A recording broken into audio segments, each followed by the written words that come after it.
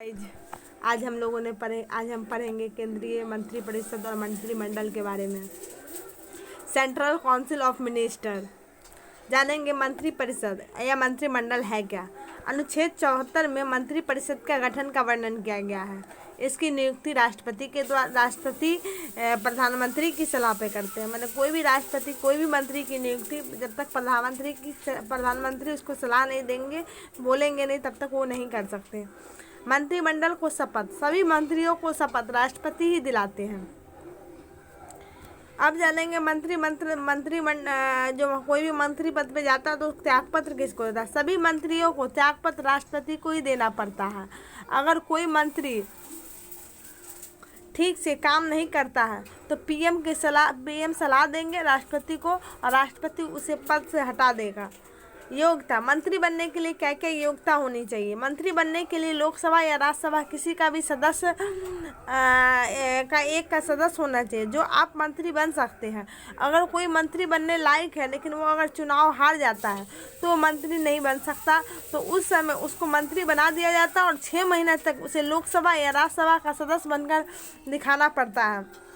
अगर वो नहीं कर पाता तो उसे मंत्री पद से त्यागपत्र देना पड़ता है। ठीक है फ्रेंड्स, अब आगे जानेंगे उत्तरदायित्व। माना हमारा जो मंत्री पद होता है उसका क्या उत्तरदायित्व। किसी भी मंत्री को लोकसभा के प्रति उत्तरदायित्व सामूहिक रूप से होते हैं और अगर कोई भी मंत्री व्यक्तिगत रूप से जवाबदेही राष्ट्रपति के प्रति होते हैं। अब जानेंगे केंद्रीय मंत्रिपरिषद कितने प्रकार के होते हैं। केंद्रीय मंत्रिपरिषद 3 प्रकार के होते हैं। पहला कैबिनेट मंत्री, दूसरा राज्य मंत्री, तीसरा उप मंत्री।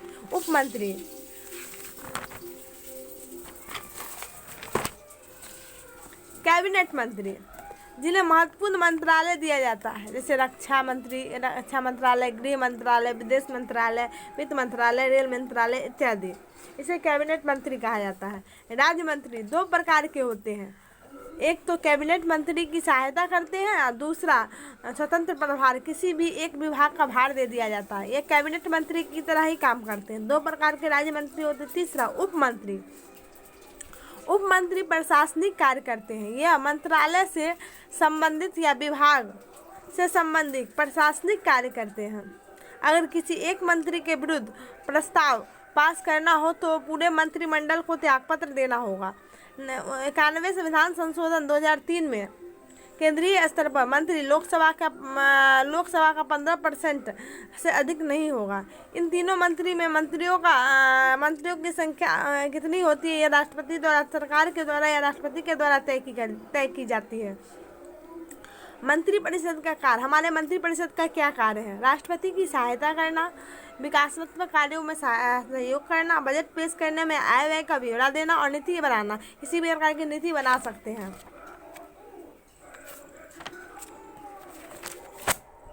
अब हम जानेंगे मंत्रिपरिषद और मंत्रिमंडल में अंतर। माने मंत्रिपरिषद किसे कहते हैं और मंत्रिमंडल किसे कहते हैं, ये दोनों के बीच क्या अंतर है। ये सभी मिलकर काम करते हैं। माने जैसे इधर देखिए, प्रधानमंत्री हुए, कैबिनेट मंत्री, राज्य मंत्री, उप मंत्री, चारों मिलते हैं तब जाके मंत्रिपरिषद का गठन होता है। और मंत्रिमंडल में देखिए, इसमें पीएम और कैबिनेट मंत्री काम करते हैं। इसमें सिर्फ पीएम और कैबिनेट मंत्री ही काम करते हैं।